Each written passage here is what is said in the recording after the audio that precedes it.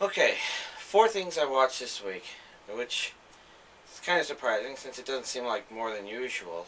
Oh well. Let's see. First off, I finished watching Fafner, and it turned out to be okay. It's probably not anywhere near my top 20 list, but I thought it was still enjoyable, and I was definitely able to pay better attention near the end versus the beginning. I don't know if it's that it grabbed my attention over time, or if maybe I just transitioned away from Minecraft projects or whatnot, but I thought it ended okay. Um, I also watched Dragon Ball Z Kai Part 3, and so while it was definitely a better telling of a big chunk of the Frieza saga stuff, it also kind of helped me realize probably why I didn't like that saga so much, and that's because it kind of goes absurdly crazy with the power level stuff at around then.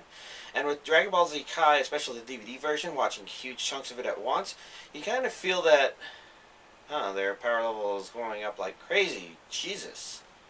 But I guess it also helped me realize that a lot of what probably makes it enjoyable, um, not as spectacular and overwhelming as like that first part, I think, but a lot of that is probably because I never really liked the Namek Frieza saga in the first place. Only kind of, sort of, because it was important, but it also helped me realize that it looks like what they do is they help you move from battle to battle a whole lot faster. And then there's also the fact that the battles themselves have been smoothed out so that, like, there was this one scene in the Namek saga where I very specifically remember them reusing the same attack scene like three times in the same episode, whereas they only used it once here because it's kind of the way they attack the character.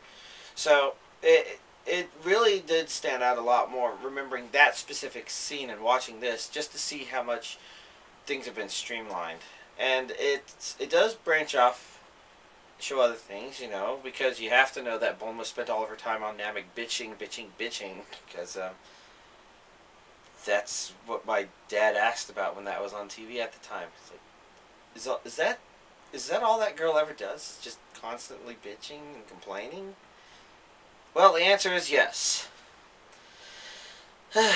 So I watched the first 7 episodes of Sekirei, and it's not rated very highly, but I looked that up in advance, so it kind of helped me to know, oh, this is one of those anime where I have to turn my brain off and just smile at how absurd all the boobies flashing on the screen are. And hey, what do you know? That's what I got. I've talked a whole lot about how a lot of harem anime try and be unique and different in their own way. For some reason, for Sekirei, it didn't feel like it was trying to do that. It didn't seem that bad though, or as bad as I would think that stereotypical feeling harem would. But I don't know. At the same time, I think the characters are pretty interesting and very. There's things about it that are still silly, even having turned a lot of my brain off. But I think people say a lot of the same thing about Tron Legacy, and it's something where you can choose to enjoy it, or if you really need something that's like really stimulating to your mind or whatever, then obviously there are some things that are just not going to do the trick. Um, I am kind of curious where it's going to go because it's always possible that it does more interesting things from here, but it's really difficult to tell because basically 7 episodes in, it's still doing this setting up harem and universe sort of stuff before it's evolving into okay, now they all have to really fight each other like fucking crazy. I'm especially interested in seeing Plant Girl do some stuff because she seems like she could be the most powerful one they have, even though the Water Girl is supposed to be like one of the most powerful ones they have. I don't really know. And the final thing I did was I finished watching Toradora, and I was completely pleased with the series. I could see that one inching really close to top favorite.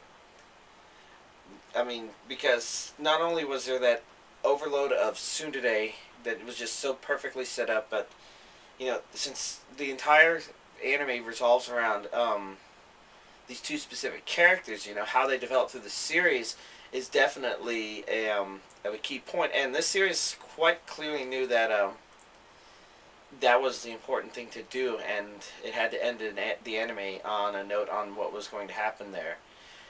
And I thought it actually wrapped a lot of stuff up very well. It almost reminds me a bit about the Clannad After story, although that one was, huh, yeah, that one was wow.